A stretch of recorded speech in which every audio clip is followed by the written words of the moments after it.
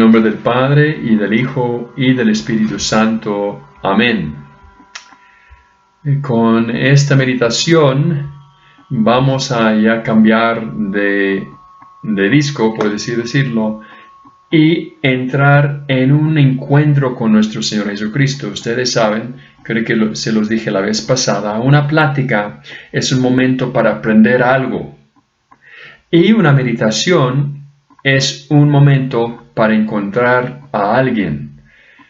La plática en cierta forma es una oración también, pero la meditación tiene como meta específica penetrar en mi propio corazón para estar ahí con Cristo un ratito y sacar el fruto de ese encuentro con el Señor. Hay muchas maneras de meditar o de hacer oración mental. Se puede hacer una oración contemplativa como la hicimos la vez pasada, o una oración discursiva afectiva como lo vamos a hacer ahora.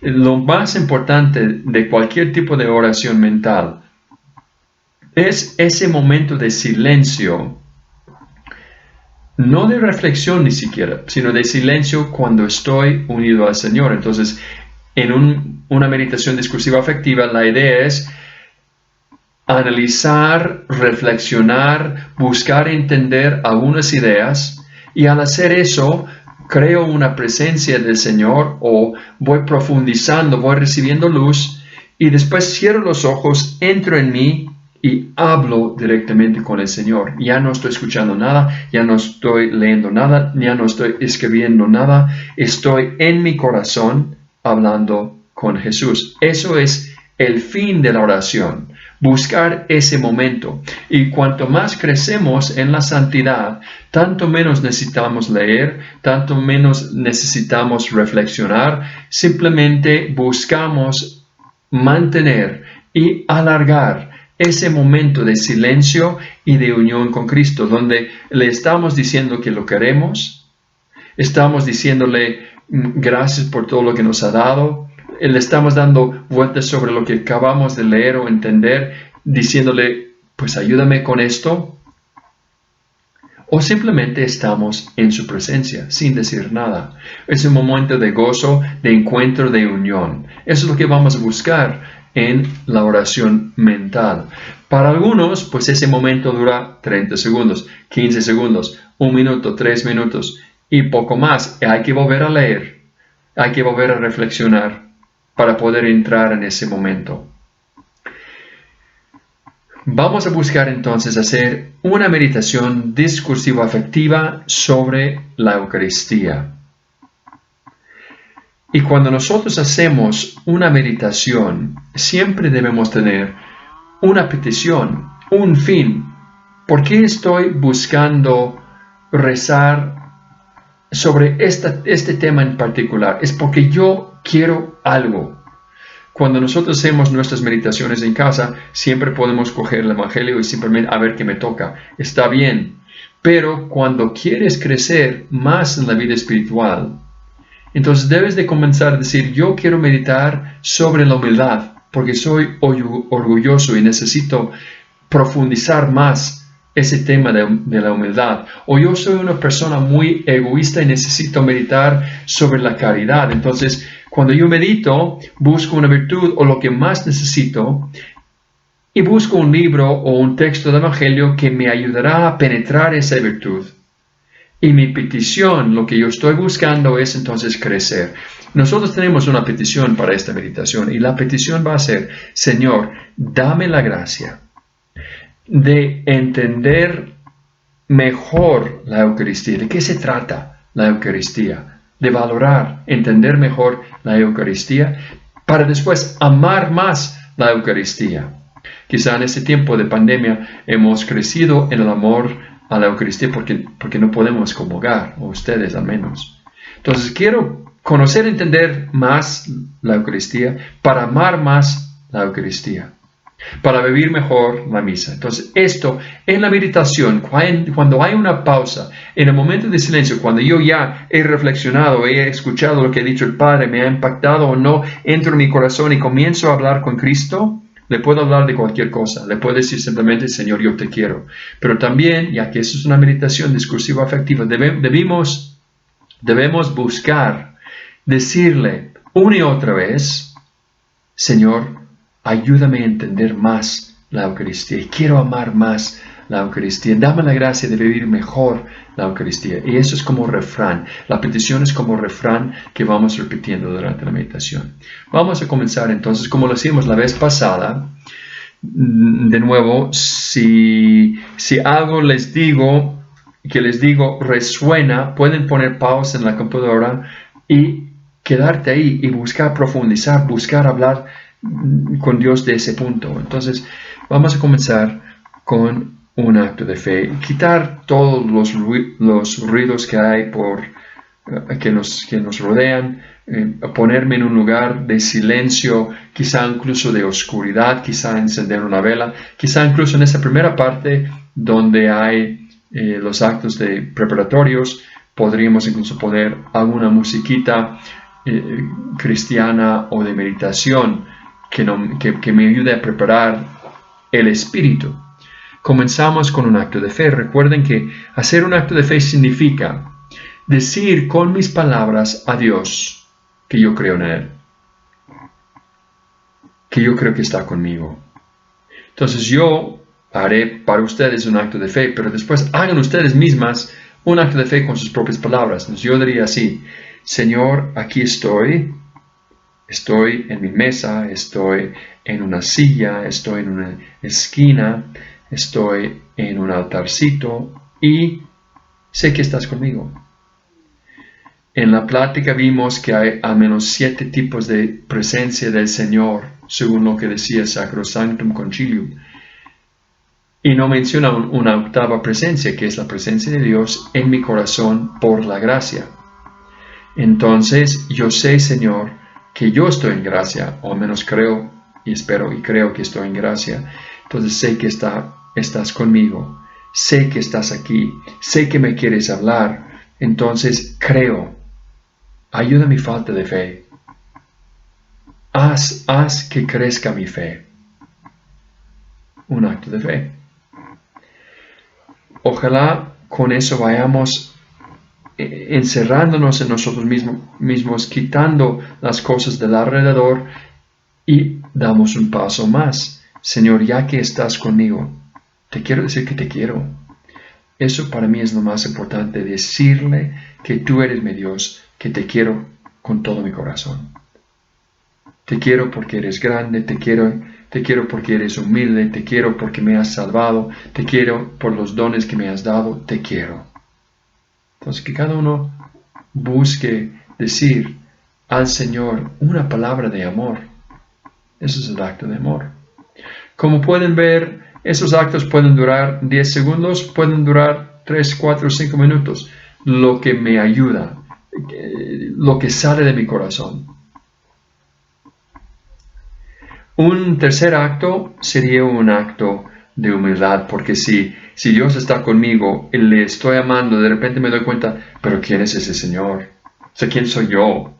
Si se acuerdan, en el Antiguo Testamento, el pueblo de los israelitas, cuando Dios invitó al pueblo a que se purificara para después subir al Monte Santo para hablar con Él, hubo truenos, hubo relámpagos y la gente se asustó y dijeron a Moisés, no, vete tú a hablar con Él después, vuelve y dinos qué es lo que ha dicho.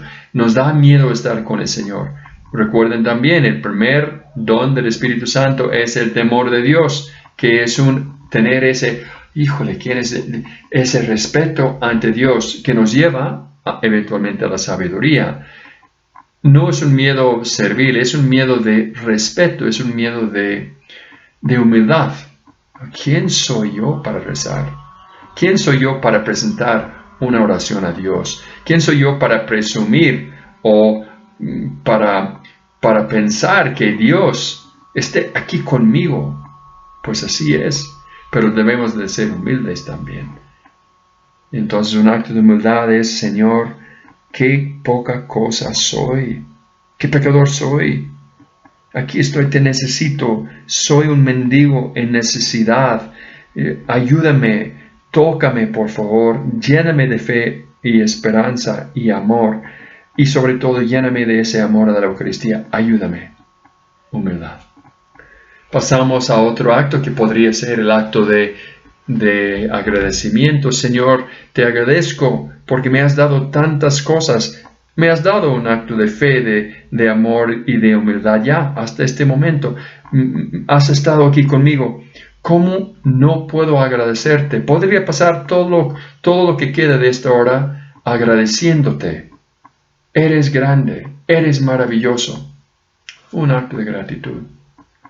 Hay muchos tipos de actos preparatorios que podríamos hacer. Podríamos añadir un acto de esperanza, podríamos añadir otro acto de alabanza o de adoración al Señor. Vamos a terminar con un breve acto que a mí siempre me gusta hacer, que es un acto breve a la Virgen María, donde simplemente decimos: María, voy a estar hablando con Dios, pero ponte aquí, o sea, aquí mismo. Te necesito aquí porque yo no soy nadie y no sé qué estoy haciendo. Y también, si me comienzo a dormir, pues tócame, ¿no? Ayúdame. Y después todo lo que va saliendo de mí, que en la escritura, en el libro del Apocalipsis, la oración se compara con ese incienso que va subiendo al Padre. Todo lo que va saliendo de mí, que a lo mejor no huele a incienso, a lo mejor huele un poco a algo quemado, ojalá no algo peor. Pues María, toma ese incienso mío y conviértelo en algo agradable al Señor. Perfume para el Señor. Entonces hablo con María un minuto. María, ayúdame. Yo te quiero mucho. Qué buena mamá eres. Hoy que estoy grabando esto es el penúltimo día de tu mes. Entonces, pues ayúdame, María. Estos actos preparatorios nos van creando un ambiente de silencio, de interioridad, de reconocer la presencia de Dios. No va a ser un acto intelectual aquí, no es un reflexionar para crecer en sabiduría humana, es un entrar en mí para estar con el Señor que vive en mi corazón. Bien, estamos ya en la presencia del Señor. Tenemos una petición. La petición es: quiero entender mejor, para amar más, para vivir mejor la Eucaristía. Señor, quiero meditar en la Eucaristía, quiero repasar algunos textos de la Biblia que tienen que ver con la Eucaristía, para entender mejor, para amar más. Ayúdame, ilumíname, tócame. Repetir esa frase cada vez que haya una pausa. Bien. Vamos a comenzar entonces con la reflexión. Como ustedes deben de saber, una meditación después de los actos preparatorios tiene como 3 momentos claves, 3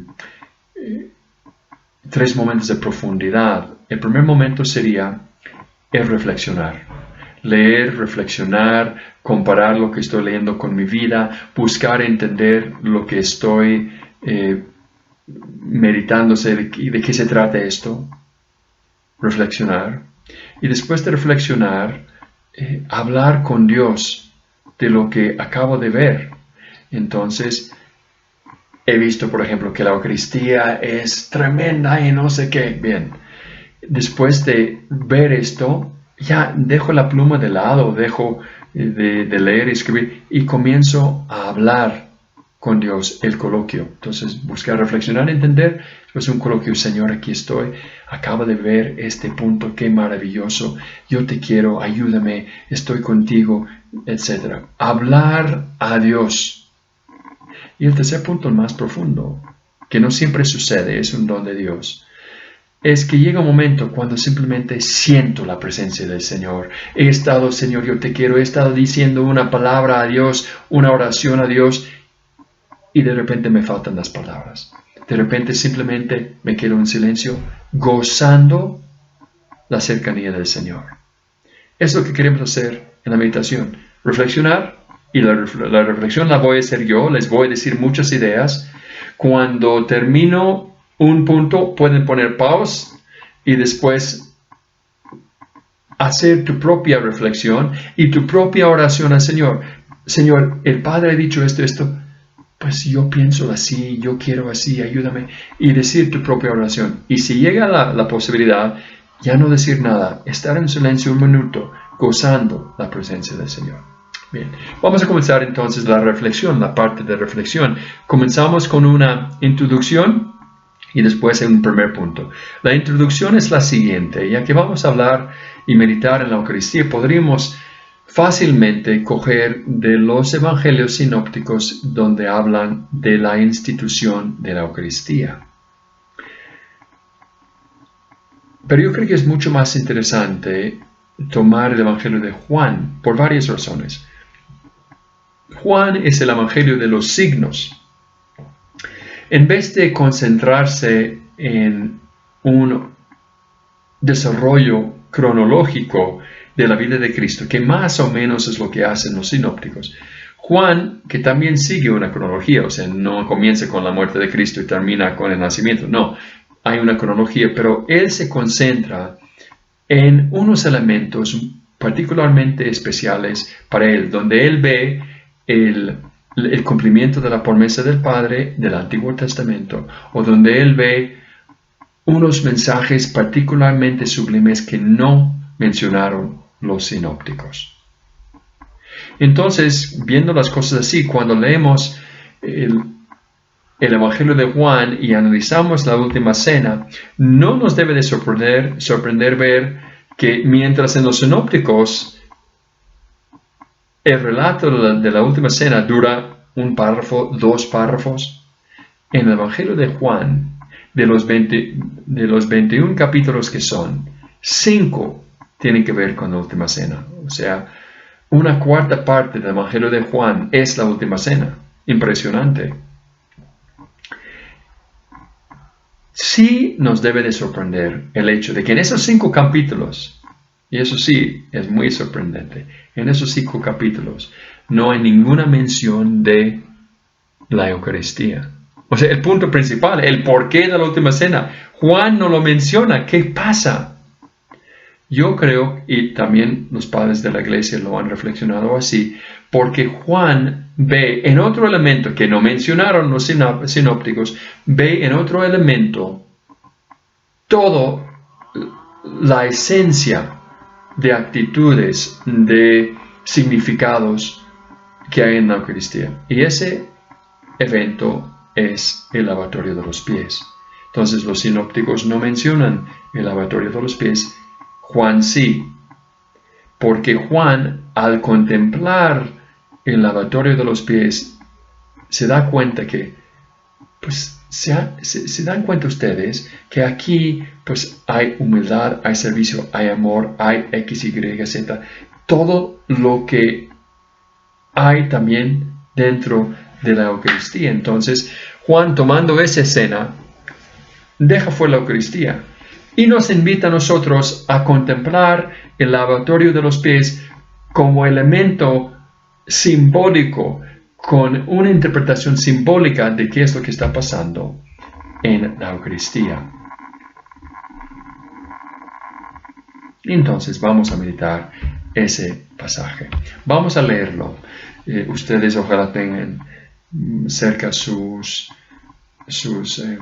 evangelios. Cada evangelio tiene su tradición, entonces a lo mejor les gustaría simplemente adelantar un poquito al parte donde ya yo comienzo a hablar de los puntos. También a lo mejor les daría más gusto leer el evangelio en voz alta cada una según la traducción que tienen, pero bueno, yo voy a leerlo. Juan capítulo 13, desde el primer versículo, vamos a ver qué nos puede decir aquí el Señor acerca de la Eucaristía para que nosotros podamos crecer en el entendimiento, amor y vivencia de la Eucaristía. Dice así el Evangelio.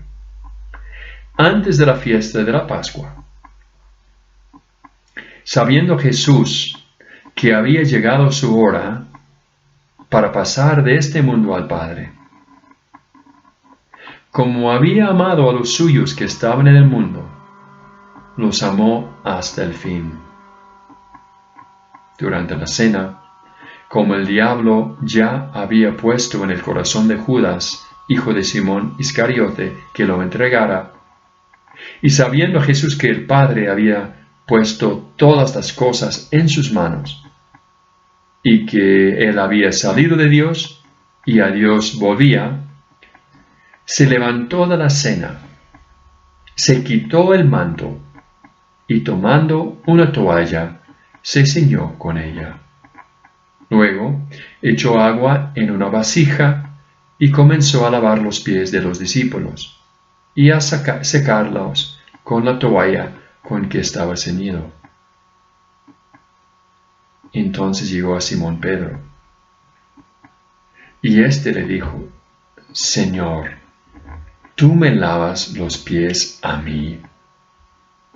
Respondió Jesús y le dijo: Lo que yo hago, tú no lo entiendes ahora, pero lo comprenderás después. Pedro le dijo: Jamás me lavarás los pies. Jesús le respondió: Si no te lavo, no tienes parte conmigo.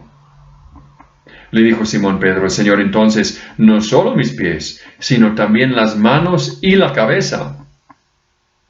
Le dijo Jesús: El que se ha lavado no tiene necesidad de lavarse más que los pies, pues está todo limpio, y a ustedes están limpios, aunque no todos. Porque sabía quién lo entregaba, por eso dijo: no todos están limpios.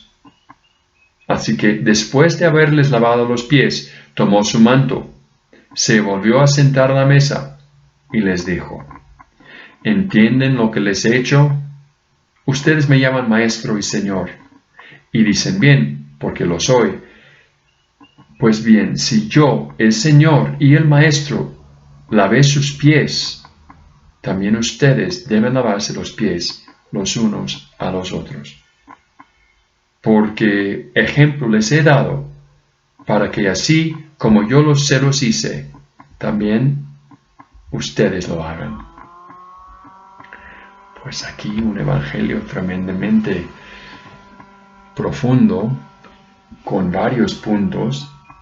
Si alguien quisiera, podría ser una composición de lugar, una breve contemplación de esa cena de Cristo, que de repente se levanta, tiene en su corazón toda una serie de pasiones, se levanta, quita el manto, se ciñe con una toalla, o sea, se ve como esclavo. Los apóstoles lo ven con cierta confusión. ¿Qué está haciendo?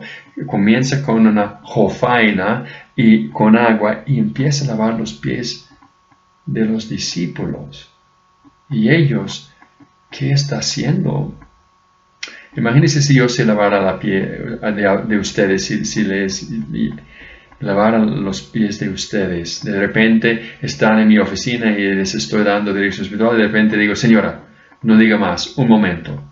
Y, pues no sé, me quito el saco y tengo ahí al ladito un poco de agua y me agacho al lado de ti y comienzo a lavar tus pies. ¿Qué pensarías tú?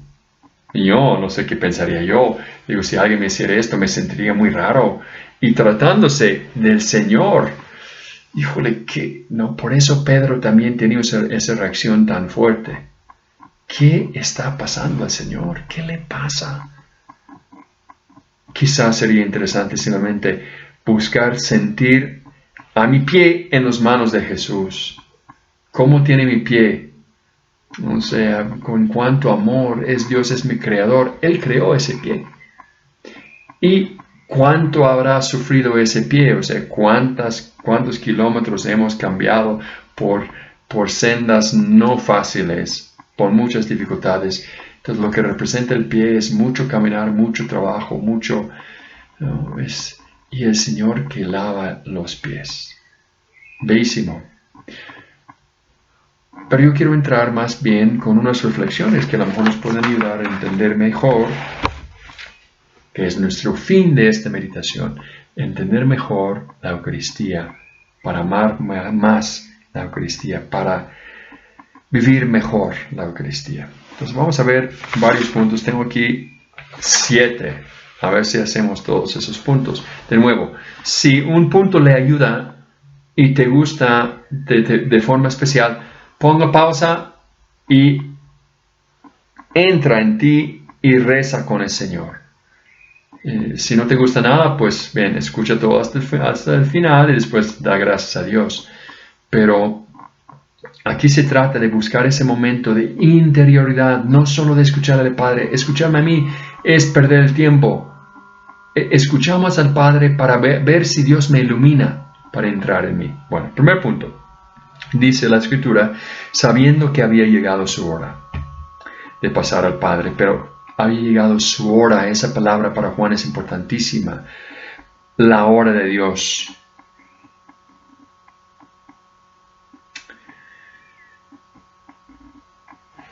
Y por eso, la Eucaristía es también la llegada de la hora de Dios.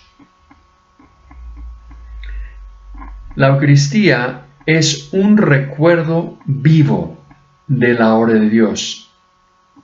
La hora de Dios que es su muerte en la cruz, que es el momento de nuestra salvación, cuando Él nos redimió. Ese momento que se adelanta en la última cena, que se extiende en la misa. Cada vez que celebramos la misa, estamos viviendo la hora de Dios, la hora por la cual vino al mundo. Y sabemos por el Evangelio que muchas veces Él decía, cuánto anhelo que llegue mi hora, todavía no ha llegado mi hora. En el Evangelio de Juan habla mucho de su hora. La hora es el epicentro de su vida. Todo gira en torno a esa hora. Vino al mundo para esa hora. Entonces, la Eucaristía es la continuación de esa hora. Es esa hora hecha presente para nosotros. Y no solo es una hora como un concepto abstracto. La hora también es Cristo mismo. O sea, Cristo como persona viva. Cuando contemplamos la Eucaristía, entonces, tenemos, no sé si se acuerdan de ustedes de esa película, esos libros de Harry Potter. A lo mejor los leyeron o han escuchado. En Harry Potter tenía una especie de cosa que era como una estampita, aquí lo tengo en mi teléfono, pero más o menos tenía una estampita, una especie de foto de sus papás. Pero era interesante porque la foto se movía. Entonces era una foto real, pero la foto se movía, la gente se actuaba como una especie de video. Y te podrías interactuar en cierta forma con esa foto. Era una foto mágica. La Eucaristía es algo semejante, nada más que no es magia y es mucho más. Porque la Eucaristía es una persona viva. Una persona viva capturada en ese momento de la hora. Cada vez que yo comulgo a Cristo, estoy uniéndome a Cristo en ese momento de su ofrenda total de sí mismo, de su sacrificio.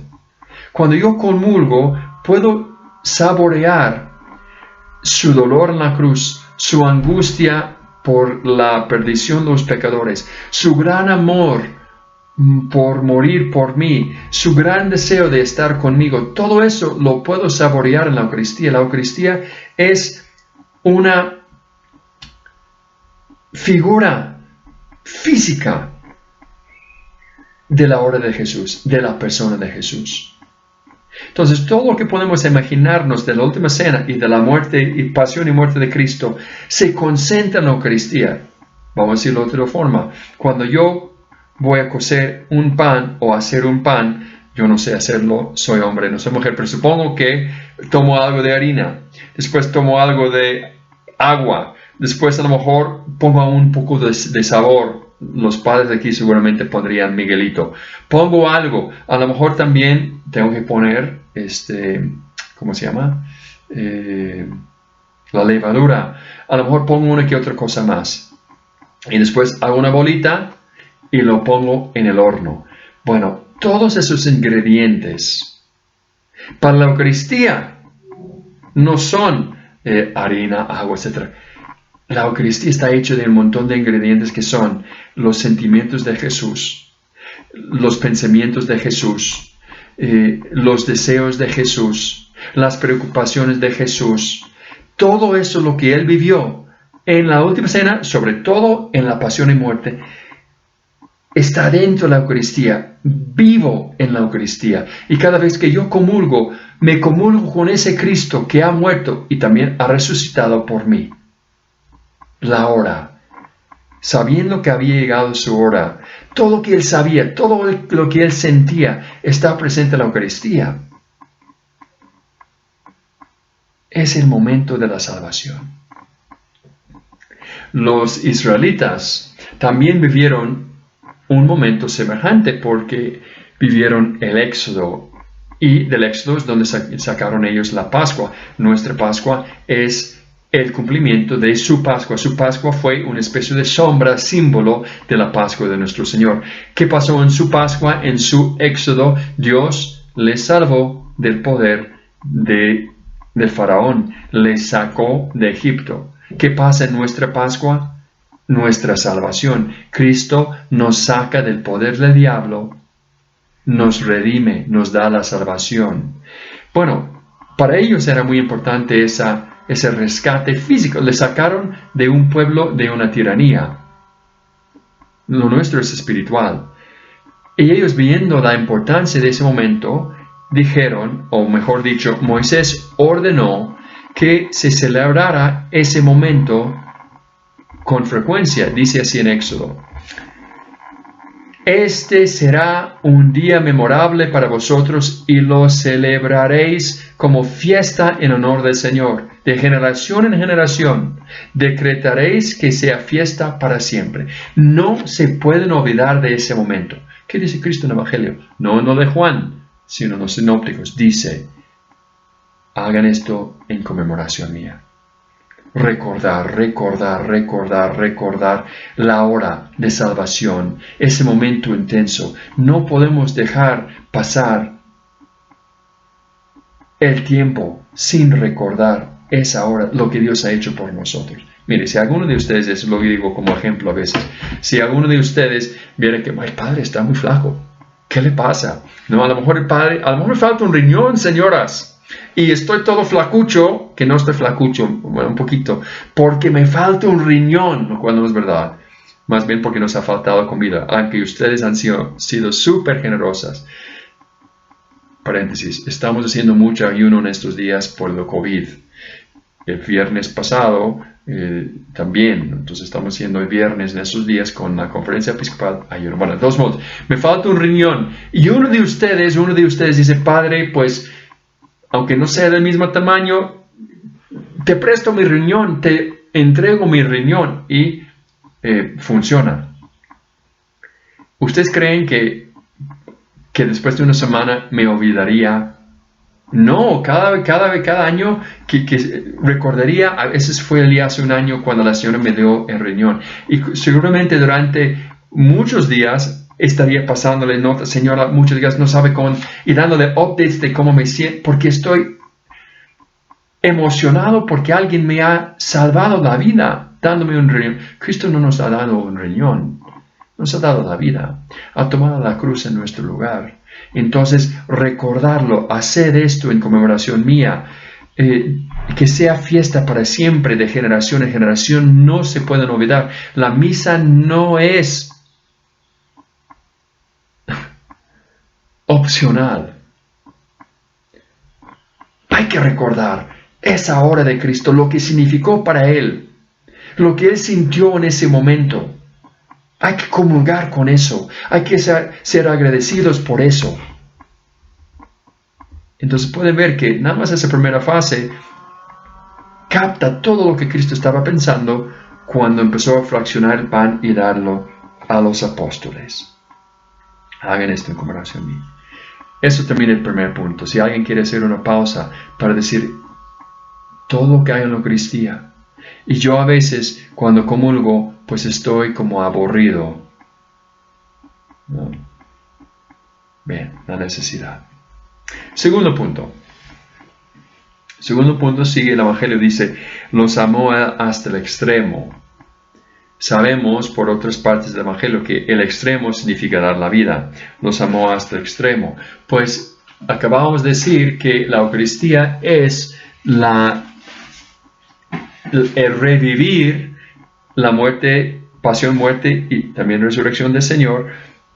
Entonces, la Eucaristía es ese amor extremo encapsulado bajo la forma de un pan.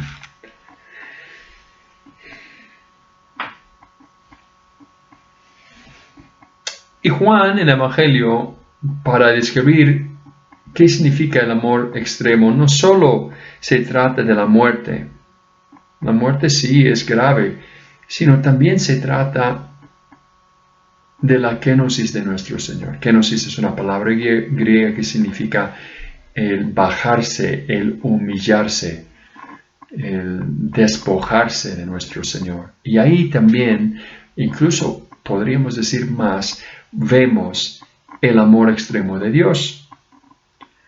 Porque el amor extremo de Dios en la Eucaristía implicó, en primer lugar, desprenderse de su gloria divina para hacerse ser humano. Esto no podemos entenderlo, la verdad, que Dios se interesara tanto por nosotros que dejara de lado su humanidad para hacerse hombre y entrar en las vicisitudes de nuestra existencia y sufrir. No se puede entender. Algunos padres de la iglesia han dicho, bueno, es como si yo me hiciera gusano. No, ni siquiera eso. La distancia es infinita entre el ser humano y Dios. La distancia entre un ser humano y un gusano, yo creo que si se hacen estudios de ADN, si me acuerdo bien, cuando se compara una rata y un ser humano, la diferencia es como de 2 cositas de 5,000. No sé nada, no soy, pero por ahí va la cosa. Entonces, la diferencia entre un ser humano y un gusano, no sé, un par de cosas de ADN, y todo lo demás es igual. ¡Qué pena! Dios se despojó de sí mismo. La Eucaristía también es un despojarse. Se desprendió, no solo de su divinidad, también de su gloria humana, podemos decirlo. Todos tenemos una cierta gloria humana. Yo soy alto, yo soy, en caso de ustedes, yo soy guapa, yo soy joven todavía, o en mi segunda juventud, yo no sé, y nos da una cierta gloria, como nuestra apariencia o las cosas que tenemos. Cristo también se despojó de toda su gloria humana en ese momento de la cena, haciéndose esclavo, lavando los pies, poniéndose de rodillas delante de un ser humano para lavarle los pies. Eso es el amor a ese extremo. Bajar 2 niveles, del infinito al finito, del finito al más bajo. No puede ir más bajo, o quizás sí, porque en la Eucaristía da un paso más. Se desprende de su gloria humana, tanto no solo haciéndose esclavo, sino también haciéndose pan. Aunque realmente no existe el pan en ese momento, otro discurso, pero podemos decirlo así: de Dios al ser humano, esclavo a pan. Igual como un esclavo en la Eucaristía está totalmente a nuestra disposición, a nuestro capricho. Podríamos resubir, comulgar en estado de pecado mortal. Podríamos tirarlo al piso. Podríamos hacer muchas cosas. Y Dios no dice nada. No levanta ninguna mano para defenderse. Se hace totalmente subyecto, se puede decir así, a nosotros. Entonces, ese es el amor extremo de Dios. Dios que se pone por debajo del ser humano. Hay que pedirle a Dios en un momento ahora de oración, de silencio: Señor, ayúdame a apreciar esto. ¿Por qué me cuesta tanto? Cuando comulgo estoy pensando en la señora que está cantando mal. Estoy pensando en quién sabe qué cosas. ¿No? Si con mi, ¿cómo se llama? Lo que ponen en sus labios, si voy a manchar los dedos del Padre, pues sí lo van a hacer porque lo hacen. Pero no estoy pensando en esto. Ayúdame, Señor. Los amó hasta extremo. Todo para comprarnos el amor. Quiere que nosotros le amemos. Entonces, ¿cómo le hago? me pongo como tapete delante del ser humano. ¿Qué tengo que hacer para que me ames? Yo estaba buscando pensar un ejemplo, ¿no?, de un amor así tan fuerte y realmente no encuentro nada de nada.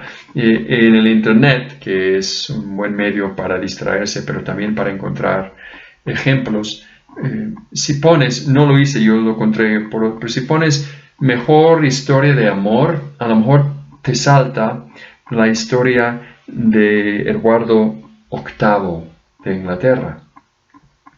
Seguramente conocen esa historia. Eduardo VIII de Inglaterra era el hijo mayor del rey Jorge, creo que era Jorge VI, y le iba a pasar el trono después de la muerte.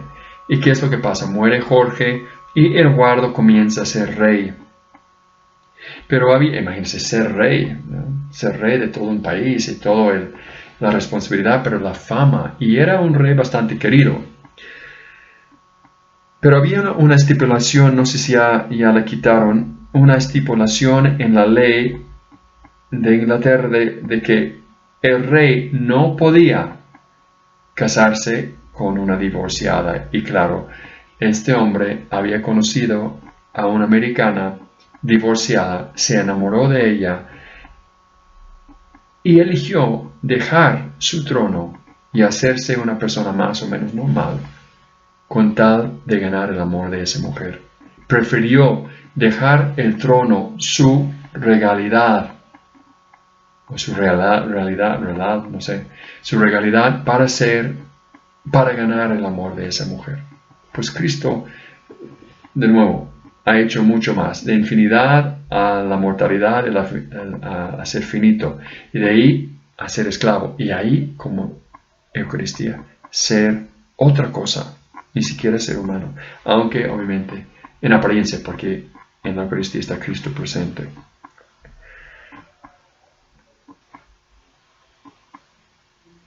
Bien, segundo punto. Si necesitan hacer una pausa, ahora sí el momento. Tercera idea.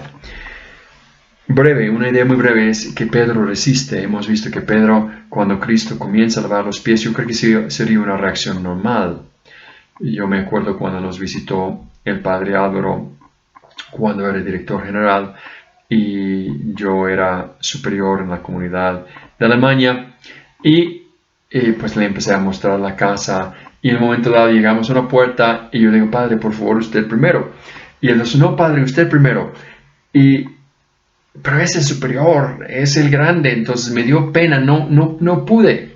La primera reacción, pues si fuera un poco más alto hubiera pasado y agradecido, pero la primera reacción es más bien, híjole, no soy digno. Pedro se llenó de ese espíritu, no soy digno. ¿Y ese espíritu de dónde viene? Viene en gran parte porque Pedro tenía una idea de Dios y se aferró a esa idea. Y no estaba atento, no escuchaba la voz del Espíritu Santo que le invitaba a pensar de otra forma. Nosotros como seres humanos estamos muy condicionados por este mundo. Y hay muchas cosas que nos sorprenden, que nos escandalizan, y no es porque son escandalosas esas cosas, más bien es porque nosotros estamos llenos del espíritu del mundo, no somos virtuosos. Entonces aquí es una invitación a no resistir la gracia que viene de Dios, a pedir la gracia de entender cómo obra de Dios y no juzgar la obra de Dios. Me acuerdo a Juan Pablo II cuando él perdonó al arzobispo Lefebvre, que había roto con la iglesia, y todos nosotros quisimos que fuera duro, que regañara a ese arzobispo. El Papa se humilló y lo trató con suma bondad. Yo con el espíritu del mundo que regañe, que ataque, que deshaga a ese obispo, que le haga sufrir. El camino de Dios es otro. Nosotros a veces tenemos una imagen de Dios que no corresponde. No es un Dios victorioso, nuestro Dios. Es un Dios humilde que muere en la cruz. Y aquí simplemente quizá algo que podría ayudar a una que otra. Unas me han preguntado, yo creo que es un tema que para la mayoría no es ningún problema, pero se aplica igual. El hecho de recibir la comunión en las manos. Yo nunca voy a recibir comunión en las manos. Lejos de mí. Es igual que decir, yo no voy a dejar que lave mis pies. Es lo mismo. Algunos se escandalizaron porque estoy ultrajando, estoy mostrando una falta de respeto. ¿Quién lo dice? ¿Quién lo dice? No es una mayor falta de respeto a Dios el comulgar con mi saliva, tragarle al Señor y hacer que se deshaga en mi estómago. ¿No es eso más feo que tocarle con mi mano? ¿Quién decide esas cosas? Desde el inicio de la iglesia, todo el mundo comulgaba desde la mano, se fraccionaba la pan, se repartía cada uno, pero comenzaron a ver que tenía que proteger al pan para que no cayeran partículas, etc. Entonces comenzaron a dar la comunión en la boca como medio disciplinario. Y también de ahí brota un respeto. Yo no quiero tocarle al Señor porque el Señor es grande. Entonces recibo en la boca pasivamente. También es bello, tiene su significado. Pero también el tocarlo. No me toquen. Pero ¿qué es lo que dijo Cristo en el Evangelio? Que los niños vengan a mí. Quiero tocarles. Entonces a veces también tenemos que cambiar nuestra mentalidad. No resistir a Cristo en la iglesia. El Papa ha dicho esto. Es el Papa. Es el vicario de Cristo. Dios va a trabajar a través de este hombre. No podemos equivocarnos con el Papa. Entonces, no ser como Pedro que resiste a veces por nuestras categorías, por nuestras limitaciones de cultura. No quiero aceptar esto o lo otro. Tenemos que estar abiertos a la iglesia. Bien. Cuarto punto. Lavar los pies significa para la Eucaristía ahora la necesidad de una purificación especial. No podemos recibir la Eucaristía en cualquier estado. Para poder comulgar, tener a Cristo dentro de mí, tengo que estar en gracia, tengo que estar purificado, puro. Por eso, como decía en la plática, tenemos varias veces en la misa, pedimos perdón al Señor, el acto penitencial en primer lugar. Tenemos que estar puros, purificados. Dice San Pablo en su carta a los Corintios, en primera carta, capítulo 11, dice, si comulgas de manera indigna, serás culpable del cuerpo y sangre del Señor. Allá tú, dice Pablo. O como reza el sacerdote, nosotros tenemos una oración antes de comulgar, que la rezamos en silencio y dice así, que la comunión del cuerpo y sangre de nuestro Señor Jesucristo no sea para mí motivo de juicio y condenación. Híjole, ¿qué sería? Si yo comulgo indignamente, en pecado, con malas intenciones, estoy comulgando mi propia condenación. Que no sea para mí motivo de juicio y condenación, sino que por tu piedad que me aproveche para defensa de alma y de cuerpo. No puedes estar en pecado mortal y comulgar, es un sacrilegio. Entonces aquí Cristo hace visible la necesidad de una purificación. Y ahí entra todo el tema del baño y del lavacro, porque cuando está hablando con Pedro dice, pues también, no solo mis pies, también mis manos y mi cabeza. No se sabe exactamente qué es lo que Pedro quiso decir, si simplemente fuese una hipérbole, una manera de llamar la atención, o si también estaba pensando, es que realmente soy un grave pecador. La respuesta de Cristo nos es más importante. Él dice, el que se ha lavado no tiene necesidad de lavarse más que los pies. Entonces hay un baño y hay un lavar los pies. El baño es el bautismo. Entonces, una vez que ya te has lavado con el baño del bautismo, no se puede repetir el bautismo, es una vez para siempre. Ya estás lavado. Pero hace falta un lavacro ulterior que es la confesión.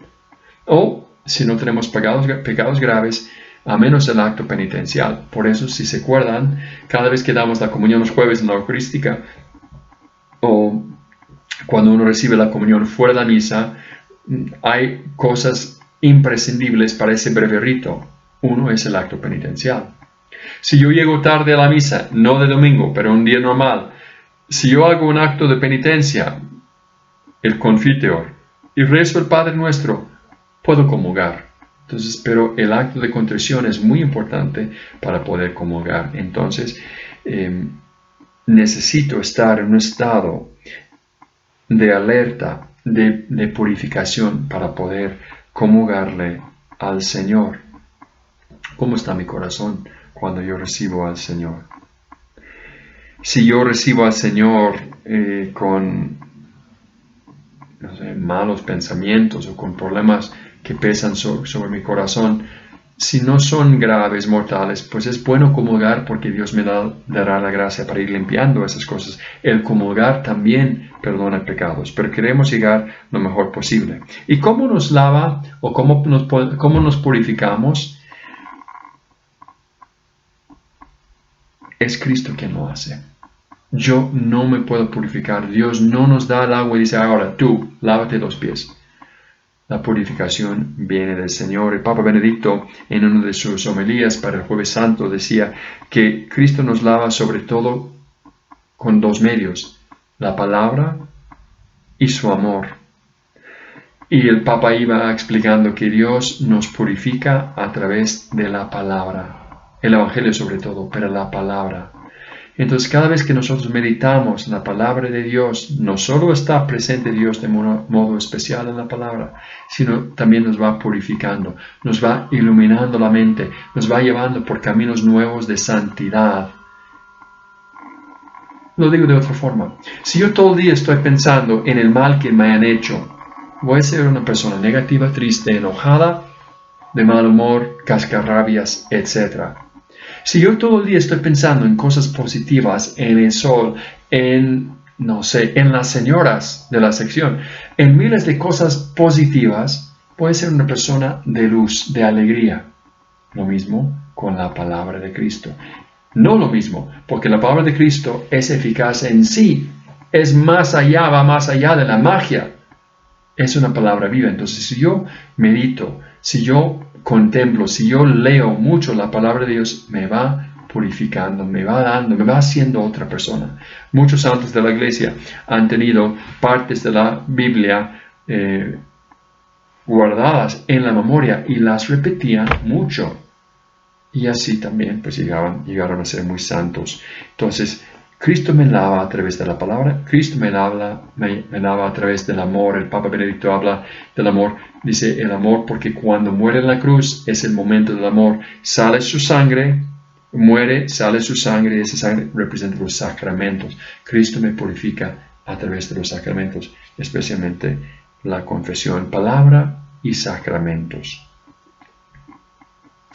Bueno, vamos a terminar con otro punto, un último punto. He combinado un par de puntos que eran chiquitos, entonces creo que van a ser 6 o 5. Pero bueno, la última idea es cómo termina Cristo ese evangelio tan bello y dice, y eso lo dice a ustedes, señoras, ¿entienden lo que les he hecho?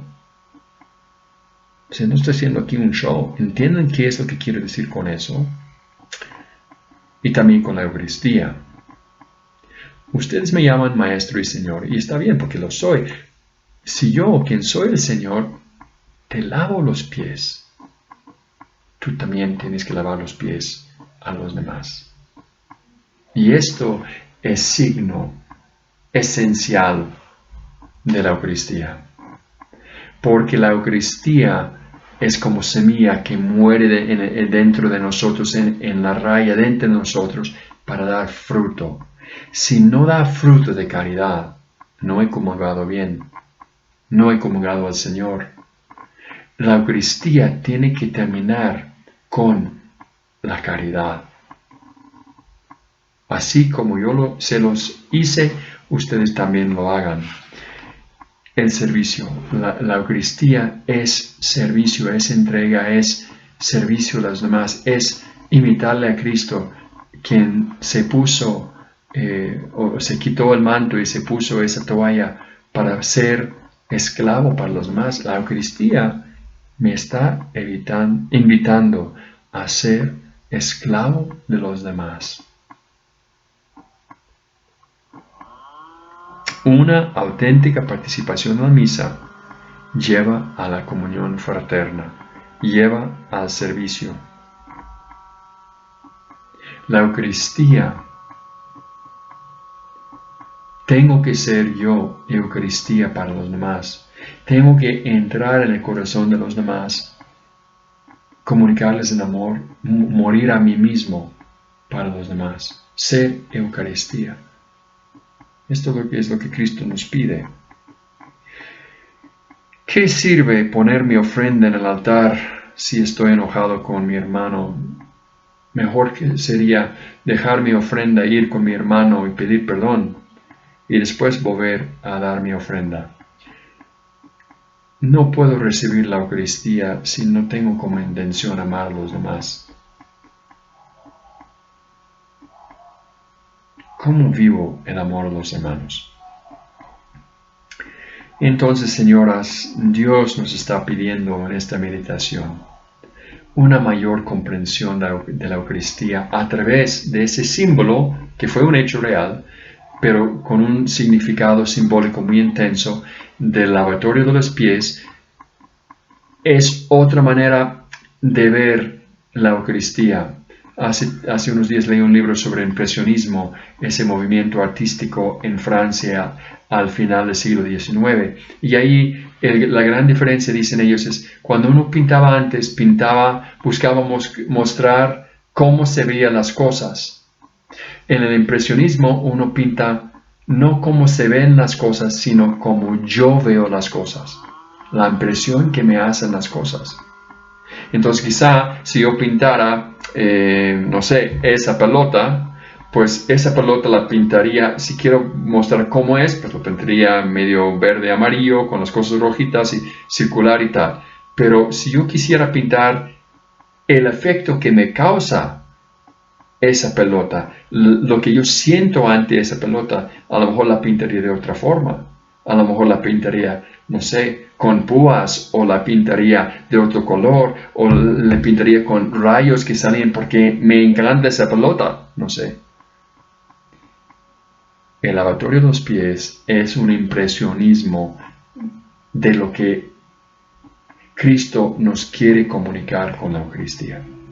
Váyanse con esas palabras, mediten, a ver si encuentran otras cosas. Si encuentran otras cosas, me lo dicen. Y aquí tenemos entonces con esa breve plática, bueno, no tan breve, y esa meditación tampoco tan breve, su trabajo para ese mes de junio. Y vamos a pedirle mucho a Dios para que pronto se nos pase esa pandemia. En el nombre del Padre, y del Hijo, y del Espíritu Santo. Amén.